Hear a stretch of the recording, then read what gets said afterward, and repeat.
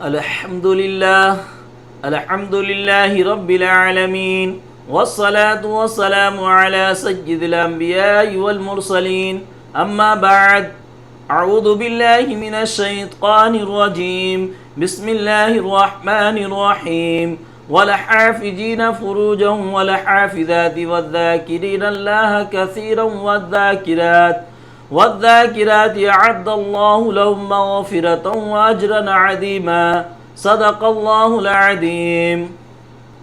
محترم بزرگوں اور دوستوں اور پردہ نشین میری ماں اور بہنیں، اللہ تعالیٰ نے انسان کو اشرف المخلوقات بنا کر کے دنیا میں بے شمار خوبیوں سے مالا مال کیا ہے۔ اللہ تعالیٰ نے انسان کو اشرف بنایا ہے، دنیا میں ہر چیز سے بہترین اور خوبصورت بنایا ہے۔ اللہ تعالیٰ نے انسان کے اندر حیا اور پاک دامنی کو ڈال کر کے اس کو دنیا میں دوسری مخلوقات سے الگ کیا ہے۔ حیا وہ صفت ہے جس کی وجہ سے انسان انسانیت کے بہترین درجے پر پہنچتا ہے، اور اس انسانیت اور اس حیا کی وجہ سے معاشرے میں امن و سکون قائم ہوتا ہے، اور اس امن و سکون کی وجہ سے معاشرے سے گندگی باہر ہوتی ہے اور انسان گندگیوں سے پاک ہوتا ہے۔ آج بڑے افسوس کے ساتھ یہ کہنا پڑتا ہے کہ ہمارے معاشرے سے حیا اور پاک دامنی کا جنازہ نکل چکا ہے۔ نہ ہمارے گھروں میں حیا باقی ہے، نہ ہماری سڑکوں پہ حیا باقی ہے، اور بازار کی تو باتیں چھوڑ دیجئے، وہاں تو بے حیائی کو سجایا ہی جاتا ہے۔ اسی لیے آج ہم نے جو یہ موضوع چنا ہے کہ یہ جو بے حیائی اتنی بڑھتی جا رہی ہے جس کو بیان نہیں کیا جا سکتا ہے۔ بڑے افسوس کے ساتھ کہنا پڑتا ہے کہ ہر طبقے میں بے حیائی جو ہے بہت بری طرح پھیل چکی ہے، اور اس کا ہمیں احساس بھی نہیں ہے ذرہ برابر کہ اس بے حیائی کو روکا کیسے جائے۔ بے حیائی کی عالم یہ ہو گئی ہے کہ ماں، بیٹی، بیٹا اور ساس بہو سب ایک جگہ بیٹھ کر کے بے حیائی پھیلاتی ایسے مووی کو ہم بیٹھ کر کے دیکھ رہے ہیں، ایسے ڈرامہ کو ہم سب ساتھ میں بیٹھ کر دیکھ رہے ہیں، اور کسی کو ذرہ برابر بھی احساس نہیں ہوتا ہے۔ اب تو ٹی وی کا دور ختم ہو گیا، آپ ایک گھر میں 7-8 لوگ ہیں تو 7-8 لوگوں کے پاس اپنا اپنا موبائل ہے، اور وہ اپنے اپنے موبائل میں بیزی ہے، اور اس موبائل میں بے حیائی کی ساری چیزیں جو بے حیائی کی حدوں کو پار کر دیتا ہے ایسی چیزیں اس میں موجود ہیں، اور زیادہ تر ہماری نوجوان نسلیں اسی کو دیکھتی ہے۔ اور ہمارے جو والدین ہیں، ہمارے گارجین حضرات ہیں، ان کو توفیق نہیں ہوتی کہ وہ اپنے بچے کو چیک کرے کہ وہ کیا دیکھ رہا ہے موبائل میں، وہ موبائل کا کیسا استعمال کر رہا ہے، غلط استعمال کر رہا ہے یا صحیح استعمال کر رہا ہے۔ ہمیں اس کی توفیق نہیں ہوتی۔ بے حیائی کے بارے میں اور حیا کے بارے میں حدیث میں بھی اس کا بہت جگہ تذکرہ ہے۔ ایک مرتبہ حضور صلی اللہ علیہ وسلم ایک انصاری صحابی کو دیکھے کہ وہ اپنے بھائی کو سمجھا رہے تھے کہ اتنا شرم و حیا نہیں کیا کرو۔ اللہ کے نبی صلی اللہ علیہ وسلم نے جب یہ سنا تو اللہ کے نبی صلی اللہ علیہ وسلم نے ارشاد فرمایا کہ اگر انسان کے اندر حیا باقی نہیں ہے تو پھر وہ انسان کہلانے کے لائق نہیں ہے، پھر وہ جو چاہے کرے۔ اس سے پتہ چلا کہ انسان کے اندر حیا کا ہونا کتنا ضروری ہے، اور نہ حیا نہ رہے تو پھر وہ انسان کسی ضابطے، کسی اخلاق کا بھی پابند نہیں ہوتا۔ اللہ کے نبی صلی اللہ علیہ وسلم نے کہا جو چاہے مرضی کرے اگر اس کے اندر حیا نہیں ہے تو۔ بتائیے کہ کتنی بڑی وعید ہے اللہ کے نبی صلی اللہ علیہ وسلم کا، جو چاہے کرے۔ اور دوسری جگہ حدیث میں ہے کہ حیا کی وجہ سے انسان کے رزق میں ترقی آتی ہے، اس کے رزق میں برکت ہوتی ہے، اس کی زندگی میں برکت ہوتی ہے۔ لیکن آج بے حیائی کا یہ عالم ہے کہ جب ہم بازاروں میں جاتے ہیں، جب ہم سڑکوں پہ چلتے ہیں تو مرد حضرات سے زیادہ بازار میں عورتیں ملتی ہیں، اور پھر وہ عورت کہ بے حیائی کو بیان کرنے میں بھی شرم آتی ہے. کس طرح بیان کیا جائے کہ ان کی بے حیائی کس حد تک بڑھ چکی ہے. مارکیٹ میں دیکھیے تو بے حیائی کا بازار سجایا ہوا ہے اور اس میں ہماری عورتیں، زیادہ تر ہماری عورتیں ہیں اور ہمارے مرد حضرات اتنے بے غیرت. معاف کر دیجئے مجھے بولنے دیجئے. یہ بے غیرتی اگر آپ نے نہ ختم کی تو آپ کی نسل تباہ و برباد ہو جائے گی، اور جس کا اندازہ ابھی آپ کو نہیں لگ رہا ہے بعد میں آپ کو رونا پڑے گا کہ آپ کیا کھو رہے ہیں.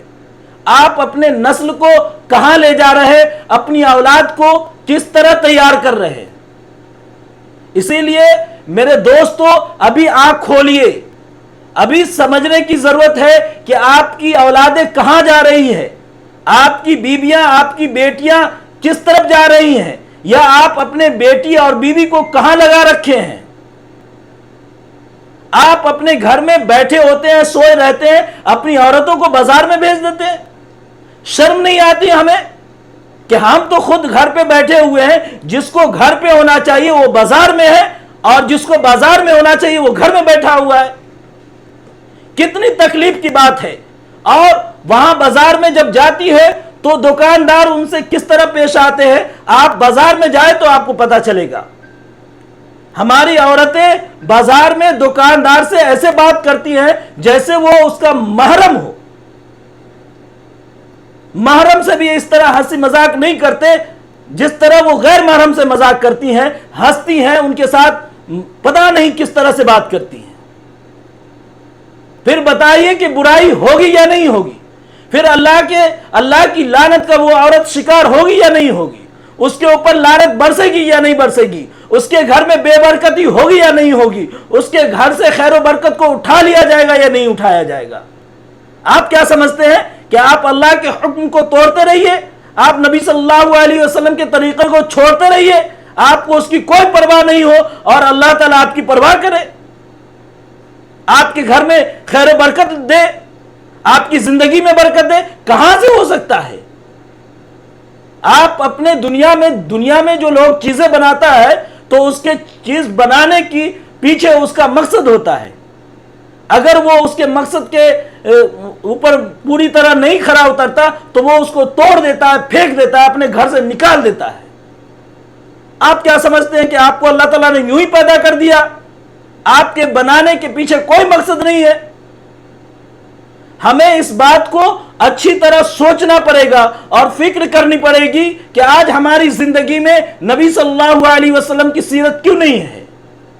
آج ہماری زندگی میں اللہ کے احکامات کی کیا اہمیت ہے. ہم اللہ کے احکامات کو کس طرح پورا کر رہے ہیں. بس شکایت کچھ نہیں ہے، بے روزگاری ہے، گھر میں پریشانی ہے، بھوک مری ہے. ارے بھیا کیوں ہے یہ؟ آپ نے کبھی اپنے اندر جھانکا؟ کبھی تلاش کیا کہ ہمارے اندر کون ایسی غلطی ہے، ہمارے اندر ہم سے کون ایسا گناہ سرزد ہو رہا ہے جس کی وجہ سے یہ بے برکتی ختم ہی نہیں ہوتی، جس کی وجہ سے یہ پریشانی ختم ہی نہیں ہوتی. صرف رونا روتے ہوئے دکھا جاتا ہے کہ ہمارے گھر میں یہ نہیں ہے، ہمارے گھر میں وہ نہیں ہے. محترم بزرگوں اور دوستوں، اگر ہم ابھی نہیں سنبھلے تو پھر سنبھلنے کا اور موقع نہیں ملے گا. پھر ہماری نسل تباہ ہو جائے گی اور پھر ہم اللہ تعالیٰ کو منہ دکھانے کے لائق نہیں رہیں گے. صرف زبانی خرچ کر لینے سے کچھ نہیں ہوتا، عمل کرنا ہوگا.